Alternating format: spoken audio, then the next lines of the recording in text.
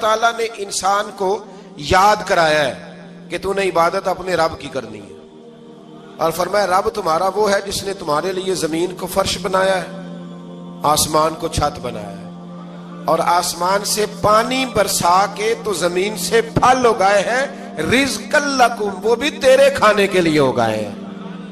وہ جو آسمان سے بارش برسا کے زمین سے سبز اور پھل اگائے ہیں تو وہ بھی تیرے لیے۔ جب سارا کچھ تیرے لیے بنایا تو بھی تو عبادت کرنا اپنے رب کی، پھر کسی کو اس کا شریک نہ ٹھہرا۔ ایک چیلنج بھی کیا قرآن مجید نے اس رکوع کے اندر، کہا کرتے تھے مکے کے لوگ کہ آپ قرآن مجید کی آیتیں نبی کریم علیہ السلام سے کہا کرتے تھے کہ معاذ اللہ آپ خود بناتے ہیں، بنا کے لاتے ہیں۔ تو اللہ کریم نے فرمایا وَإِن كُنتُمْ فِي رَيْبٍ مِّمَّا نَزَّلْنَا عَلَىٰ عَبْدِنَا فَأْتُوا بِسُورَةٍ مِّن مِّثْلِهِ، اگر تمہیں شک ہو نا اس میں جو ہم نے بندہ خاص پہ نازل کیا ہے تو تم بھی اس جیسی ایک صورت بنا کے لاؤ۔ پڑھے لکھے تو تم بھی ہو نا، مکے میں تم بھی رہتے ہو، تو ایک صورت بنا کے لاؤ۔ قرآن مجید ہم سے چھینا گیا ہے سازش کے تحت، اس لیے کہ جس قوم کو قرآن آ جاتا ہے نا پھر کوئی کافر اس کا مقابلہ نہیں کر سکتا۔ دیکھیں نا اگر کافروں کے پاس جواب ہوتا قرآن پاک کا تو بدر اور احد میں نا کوئی آیت بنا کے لاتے قرآن کے مقابلے کی، تلواریں لے کے نہ آتے، ان کے پاس جواب ہی نہیں تھا۔ اور قیامت تک کسی کافر کے پاس قرآن مجید کا کوئی جواب، قرآن کا کوئی جواب، قسم اللہ کی جواب کوئی نہیں، قرآن کا اس کا کوئی جواب نہیں۔ کیا بات ہے قرآن پاک کی۔ وہ ایک دفعہ مسلمہ کذاب بے ایمان کہنے لگا میں نے بنا لیا قرآن پاک کا جواب، معاذ اللہ۔ جواب کیا بنایا؟ وہ سورت ہے نا القاریۃ ما القاریۃ وما ادراک ما القاریۃ، کھڑکھڑانے والی کیا ہے، کھڑکھڑانے والی تمہیں کیا پتا کیا ہے، کھڑکھڑی قیامت کا ذکر ہے۔ کہنے لگا میں نے اس جیسی سورت بنا لیا، تو کیا بنایا؟ الفیل مل فیل وما ادراک ما الفیل، کہنے لگا ہاتھی، تمہیں کیا پتا کیا ہاتھی، تم کیا جانو کیا ہاتھی۔ تو پاس جو اس کے اپنے بیٹھے تھے نا چیلے، وہ کہنے لگے چپ کر جا، سارے زمانے کو پتا ہے ہاتھی کیا ہوتا ہے۔ تو پاگل ہے، اس کے دو کان ہوتے ہیں، ایک سونڈ ہوتی ہے، چار اس کے پیر ہوتے ہیں۔ بیوقوف آدمی قرآن کا مقابلہ کرنا ہے تو کچھ چج کے ساتھ کر، پاگلوں کی طرح مقابلہ کرے گا، جوتے کھائے گا بھی ہمیں بھی پڑھوائے گا۔ تو قرآن مجید کا کوئی مقابلہ کر سکا؟ تو اس آیہ مبارکہ میں اللہ نے کافروں کو یہ کہا اگر مقابلہ نہیں کر سکتے تو پھر اللہ سے ڈرو، ورنہ دوزخ میں ڈالے جاؤ گے، وہ جس کا ایندھن آدمی اور پتھر ہے، اور بنائی بھی کافروں کے لیے گئی ہے۔ اعدت للکافرین، جہنم کس کے لیے بنائی گئی ہے؟ کافروں اور منافقوں کے لیے۔ مسلمانوں کے لیے بنائی گئی، مسلمان مرضی سے چھلانگے لگائیں تو ان کی موج ہے، ورنہ ان کے لیے جہنم، ان کے لیے اللہ نے جنت بنائی ہے۔ اور یہ بات کرتے ہی رب کریم نے فرمایا اے محبوب علیہ السلام مومنوں کو خوشخبری دے دیں کہ اللہ نے ان کے لیے جنت بنائی ہے، اس میں باغات ہیں، انہیں رزق دیا جائے گا کھانے کے لیے، اور اس میں انہیں پاکیزہ بیویاں دی جائیں گی، اور پھر وہ اس میں ہمیشہ رہیں گے، انہیں اس سے نکالا نہیں جائے گا۔ آگے جو آیات کریمہ ہے نا اس کے اندر اللہ تبارک و تعالیٰ نے فرمایا ہے کہ اللہ حیا نہیں کرتا سمجھانے کے لیے مچھر کی مثال بھی دینی پڑے۔ فرمایا قرآن سے کچھ لوگ ہدایت حاصل کرتے ہیں اور کچھ گمراہ ہو جاتے ہیں۔ جب لوگ اپنی مرضی کی تشریحات چاہتے ہیں تو گمراہ ہوتے ہیں، اور جب قرآن کو رسول اللہ صلی اللہ علیہ وسلم اور امت مسلمہ کی تشریحات کی روشنی میں سمجھتے ہیں تو پھر اللہ ہدایت عطا فرماتا ہے۔ پھر اللہ تبارک و تعالیٰ نے آگے ارشاد فرمایا حضرت آدم کی پیدائش کا واقعہ۔ مفسرین نے لکھا اللہ نے مشورہ کیا تھا فرشتوں سے، وَإِذْ قَالَ رَبُّكَ لِلْمَلَائِكَةِ إِنِّي جَاعِلٌ فِي الْأَرْضِ خَلِيفَةً، لیکن کچھ مفسرین کہتے ہیں کہ اللہ کو ضرورت نہیں فرشتوں سے مشورہ کرنے کی، اللہ نے فرشتوں سے مشورہ نہیں کیا، بلکہ رب نے انہیں آگاہ فرمایا تھا کہ میں لگا ہوں زمین پہ اپنا نائب بنانے، میں خلافت دینے لگا ہوں زمین پہ۔ اب یہ تو دینے والی کی مرضی ہے نا اس نے کس کو دینی ہے، یہ تو دینے والے کی مرضی ہے نا اس نے۔ تو کچھ لوگ کہتے ہیں کہ دینے والے سے زیادہ ہمیں پتہ ہے، تو فرشتوں کو بھی یہ اجتہادی خطا ہو گئی، کہنے لگے یا اللہ اسے نہ بنانا، یہ فساد کرے گا، یہ خون ریزیاں کرے گا۔ تو اللہ نے فرمایا جو میں جانتا ہوں وہ تم، اللہ اکبر۔ امام راضی فرماتے جب رمضان آتا ہے تو اللہ فرشتوں سے کہتا ہے ذرا یہ کھول کے دروازے دیکھو نا یہ زمین پہ کیا کر رہے ہیں، تم تو کہتے تھے فساد کریں گے اور یہ سارے تراویحاں پڑھ رہے ہیں. تم تو گویا کہتے تھے فساد کریں گے اور یہ تو دیکھو گویا رمضان کے روزے رکھ رہے ہیں. یہ تو میری یاد میں نکلے ہوئے. تم کچھ کہتے تھے اور دیکھو میں نے تمہیں کہا تھا نا جو میں جانتا ہوں وہ تم. اللہ نے پھر حضرت آدم علیہ السلام کو تمام زمانے کے علوم عطا کیے, علم سکھا لیا. تو فرشتوں سے کہا تم بھی ان چیزوں کے نام بتاؤ, تو وہ بتا سکے نہیں. اللہ نے فرمایا اب اس طرح کرو, آدم کو سجدہ کرو.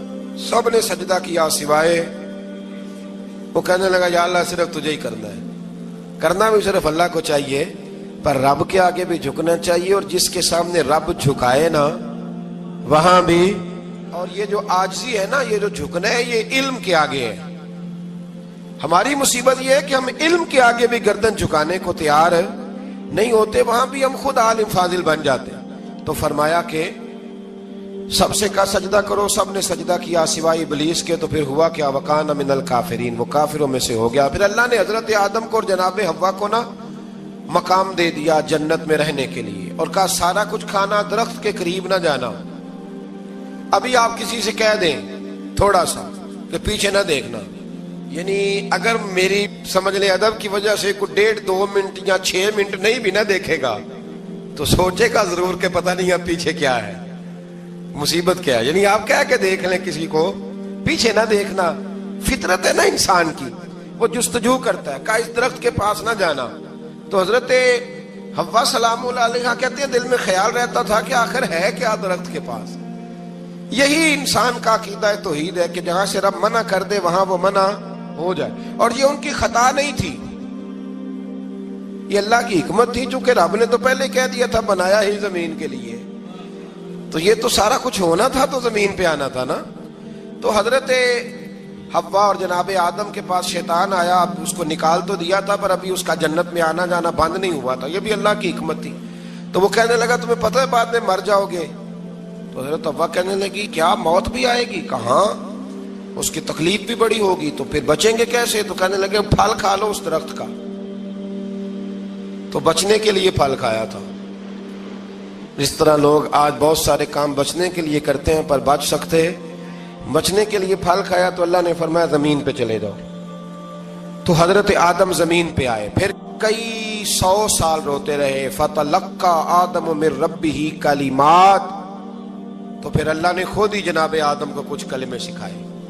علامہ اسماعیل حقی فرماتے ہیں وہ کلمے یہ تھے کہ حضرت آدم نے میرے نبی کا وسیلہ پیش کیا, اللہ کریم نے جناب آدم کی دعا کو مقبول فرما لیا. پھر آگے بنی اسرائیل کا ذکر آ جاتا ہے. اللہ تعالیٰ نے بنی اسرائیل, آج آپ اسی قوم کو یہودی کہتے ہیں, ان کو اللہ نے اس زمانے میں فضیلت عطا کی تھی بہت زیادہ. تو عرب کے اندر جب نبی پاک علیہ السلام نے اعلان نبوت کیا تو کچھ لوگوں نے یہ کہہ دیا کہ اگر یہ یہودی کلمہ پڑھ لیں گے تو ہم بھی پڑھ لیں گے. تو پھر اللہ نے انہیں یاد کرایا کہ تم اصل میں کیا ہو, تمہیں کلمہ پڑھنا چاہیے.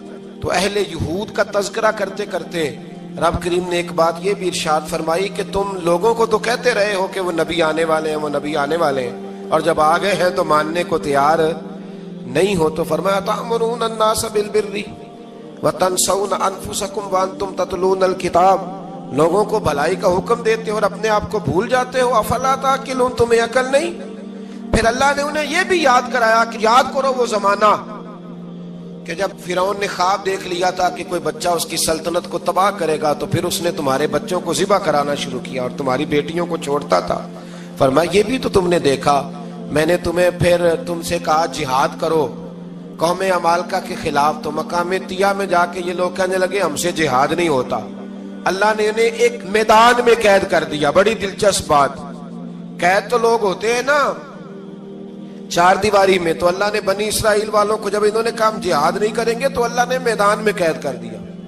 میدان میں, یہ یاد رکھیں, جب انسان اللہ کی نافرمانی کرتا ہے تو اسے ایسی قید ملتی ہے جس کا اس نے تصور بھی نہیں کیا ہوتا.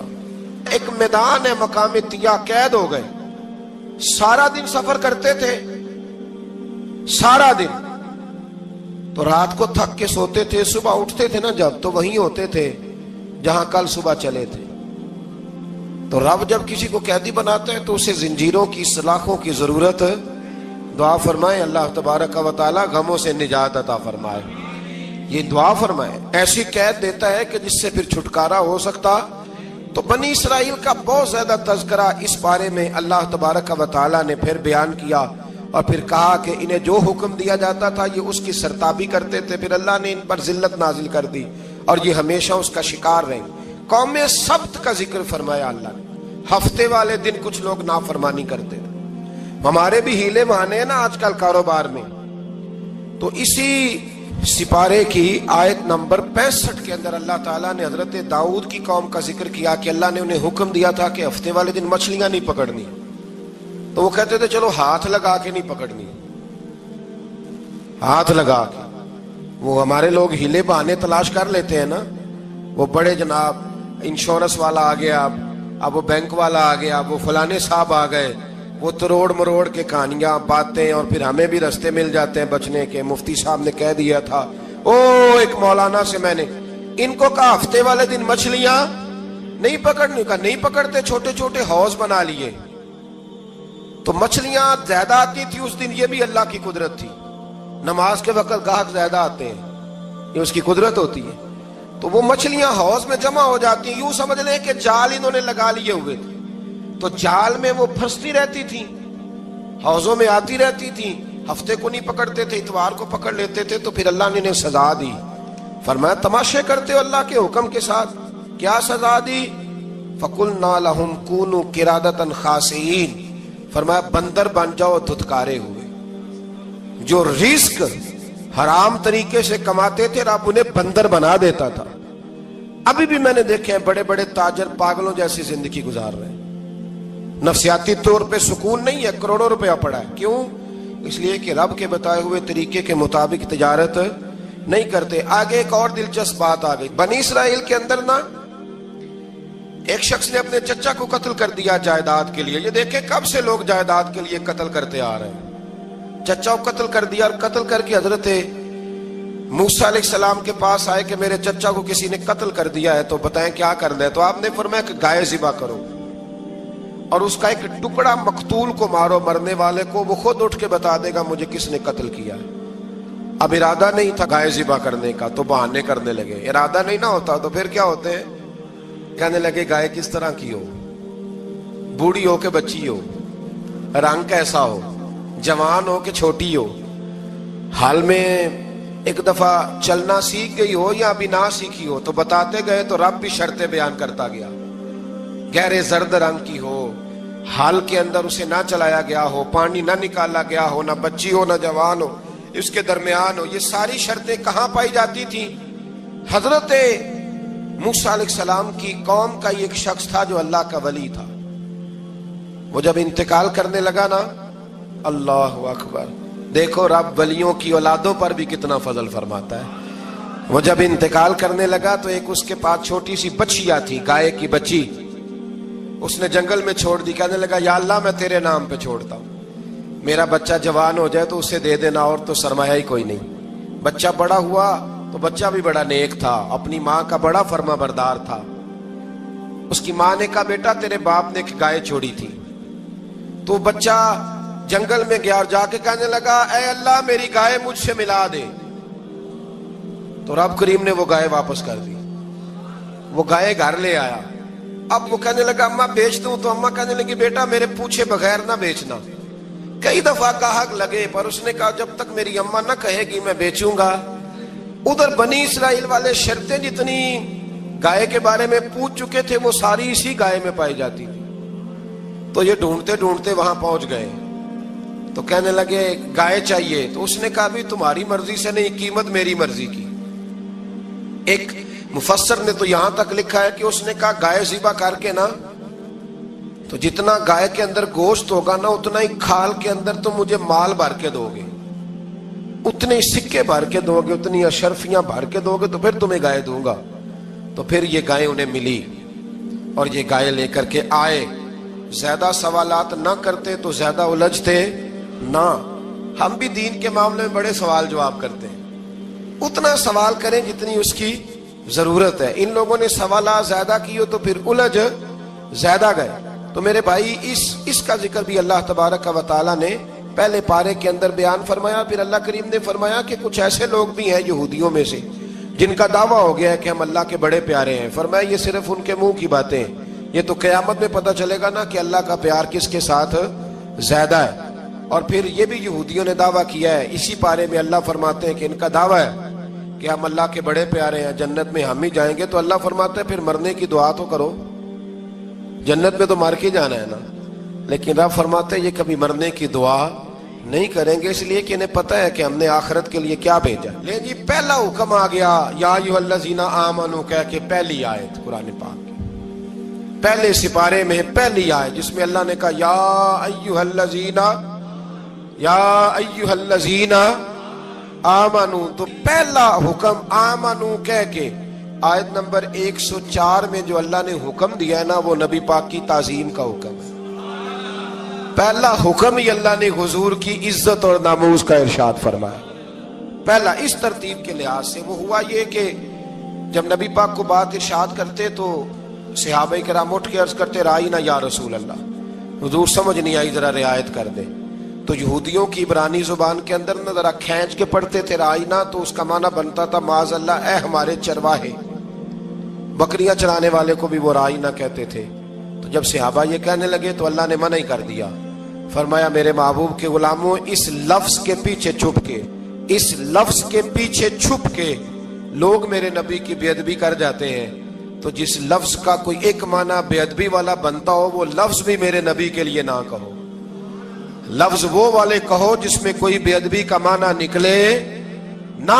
یہاں لوگوں نے بڑے بڑے لفظ نہیں بول دیے, پھر کہتے میرا مطلب یہ تھا, میرا مطلب وہ تھا. تو تو نے وہ لفظ بولا کیوں جس کا کوئی غلط مطلب بھی نکل سکتا تھا؟ اللہ نے فرمایا یا ایھا الذین آمنوا لا تقولوا رائینا, اے ایمان والو رائینا کہو ہی نہ. تو یا اللہ کیا کہیں؟ فرمایا وقولوا انظرنا, تم کہو یا رسول اللہ ایک نظر فرمائیے. انداز دیکھیے, انظرنا ایک نظر. تو ہمارے بزرگ تو پہلے ہی بڑے پیار والوں نے کہہ دیا یا رسول اللہ انظر حالنا. کہتے کہاں سے لاتے ہو جملے؟ میں نے کہا اللہ کی کتاب سے. یا رسول اللہ انظر حالنا یا حبیب اللہ اسمع قالا. تو تم کہو انظرنا, محبوب نظر کرم کرے, واسمعوا, اور کیا ضرورت ہے دوبارہ پوچھنے کی؟ اللہ کہتا ہے پہلے ہی دھیان سے سنا کرو, پہلے ہی واسمعوا, پہلے ہی احتیاط سے سنو. وللکافرین عذاب علیم, اور کافروں کے لیے دردناک عذاب ہے. لے جی اسی پارے میں اللہ تبارک و تعالیٰ نے پھر اہل یہود کا ذکر کیا. تو یہود کہنے لگے کہ ہم حضرت ابراہیم کے ماننے والے ہیں. تو اللہ کریم نے وہ بھی ذکر کیا کہ میں نے تو ابراہیم کو آزمایا ہے. وَإِذِ ابْتَلَىٰ إِبْرَاهِيمَ رَبُّهُ بِكَلِمَاتٍ فَأَتَمَّهُنَّ, ہم نے ابراہیم کو کچھ چیزوں سے آزمایا ہے, وہ ہماری آزمائش پہ پورے اترے. قَالَ إِنِّي جَاعِلُكَ لِلنَّاسِ إِمَامًا, تو پھر ہم نے انہیں کہا کہ ہم آپ کو پوری دنیا کا امام بنائیں گے. وہ آزمائش کیا تھی؟ آگ میں جانا بھی آزمائش, بیٹے کا نہ ہونا بھی آزمائش, بیٹا ہوا تو پھر اسے وادی غیر ذی زرع ان میں چھوڑ کے آنا بھی آزمائش, بڑا ہوا تو پھر ذبح کرنا بھی آزمائش. فرمایا جہاں جہاں آزمایا ہے نا ابراہیم ہماری آزمائش میں پورے اترے. فرمایا تو مفت میں حضرت ابراہیم کی اولاد بنتے ہو اور ان کا نام لیتے ہو اور ان کے ساتھ اپنا تعلق بناتے ہو, دیکھو تو صحیح وہ کتنی آزمائشوں سے گزرے. تو اس کا بھی اللہ نے اسی میں ذکر فرمایا. اور پھر وہ بات کرتے تھے حضرت یعقوب کی اور حضرت اسحاق کی. تو فرمایا وہ تو ہمارے اتنے خاص بندے تھے کہ وصال کے وقت بھی انہوں نے اپنی اولادوں کو نصیحت فرمائی تھی کہ اللہ کی توحید پہ قائم رہنا. اس کا ذکر بھی اللہ نے اسی پارے میں بیان فرمایا. اور جو حضرت ابراہیم اور جناب اسماعیل نے کعبہ تعمیر کیا تو اس کا ذکر بھی اللہ تعالیٰ نے اسی پارے میں فرمایا. فرمایا جب وہ کعبہ بنا رہے تھے تو کہہ رہے تھے ربنا تقبل منا, کہہ رہے تھے اے اللہ بنا ہم نے دیا ہے پر مہربانی فرما ہم سے قبول فرما لے. تو جو آیہ کریمہ آخر میں عرض کرنا چاہتا ہوں اس پر بھی تھوڑی توجہ فرمائیں گے تو بات بڑی نکھر کے باہر آئے گی. یہ 16ویں رکوع کے اندر اللہ نے پھر یہود کا اور عیسائیت کا ذکر فرمایا. تو اللہ کریم نے ایک بات ارشاد فرمائی. یہودیوں کے ہاں جب کوئی بچہ پیدا ہوتا تھا پیلے رنگ کے ساتھ اس کو رنگتے تھے, یا کوئی خاص رنگ تھا ان کا, بچہ پیدا ہوتا تو اس پر وہ رنگ چڑھاتے کہ یہ جی ہمارے مذہب کا رنگ ہے. ہمارے ہاں بھی رسمیں ہیں نا اپنی اپنی معاذ اللہ. اپنی اپنی نہیں ہونی چاہیے، اللہ رسول کا حکم ہونا چاہیے۔ تو یہودیوں کے ہاں بچہ پیدا ہوتا تو ایک خاص رنگ چڑھاتے، عیسائیوں کے ہاں پیدا ہوتا تو وہ بھی ایک خاص رنگ چڑھاتے، تو مسلمانوں کے ہاں بچے پیدا ہوئے تو انہوں نے بھی توجہ کی کہ یہ کیا ہو رہا ہے، تو رب کریم نے فرمایا صبغۃ اللہ، رنگ اللہ کا ہی ہے۔ ومن احسن من اللہ صبغۃ، اور فرمایا اللہ کے رنگ سے زیادہ خوبصورت کس کا رنگ ہو سکتا ہے؟ اللہ کا رنگ کیا ہے؟ لا الہ الا اللہ محمد الرسول اللہ صلی اللہ علیہ۔ فرمایا نیلے پیلے کالے رنگ نہ چڑھاؤ، اپنے ذہن پر توحید و رسالت کا رنگ چڑھاؤ، یہ سب سے بہترین رنگ ہے۔ اگر تمہارے ذہنوں پر رب رسول کی توحید کا رنگ چڑھ گیا تو یہ وہ والا رنگ ہے، پھر تمہیں کسی اور رنگ کی طرف جانے کی ضرورت نہیں پڑے گی۔ تو فرمایا رنگ وہ پیدا کرو جو توحید کا ہے، رسالت کا ہے، اس رنگ کی توجہ کرو۔ قرآن مجید کے اس پارے میں اللہ کریم نے مختلف باتیں بیان کر کے آخری رکوع میں یہ جو رنگ کا ذکر فرمایا نا، تو یہ لگتا ہے پورے پارے کا خلاصہ ہے کہ رب کریم نے فرمایا اصل بات یہ ہے کہ تمہاری سوچوں پہ رب رسول کی توحید و رسالت کا رنگ ہونا چاہیے۔ ہر وقت بچہ پیدا ہو، کوئی دنیا سے جائے تو رنگ کس کا ہونا چاہیے؟ اللہ رسول کے دین کا۔ اللہ تعالی ہمیں سمجھنے کی توفیق عطا فرمائے۔ آخر دعوانا ان الحمد۔ کس سے مانگے کہاں جائے، کس سے کہیں، کس سے مانگے کہاں جائے، کس سے کہیں، اور دنیا میں حاجت روا کون ہے، سب کا داتا ہے تو، سب کو دیتا ہے تو، تیرے بندوں کا تیرے سوا کون ہے، کس سے مانگے کہاں جائے، کس سے کہیں، کون مقبول ہے، کون مردود ہے، بے خبر کیا خبر، تجھ کو کیا کون ہے، جب تو لیں گے عمل سب کے میزان پر، جب تو لیں گے عمل سب کے میزان پر، تب کھلے گا کہ کھوٹا کھرا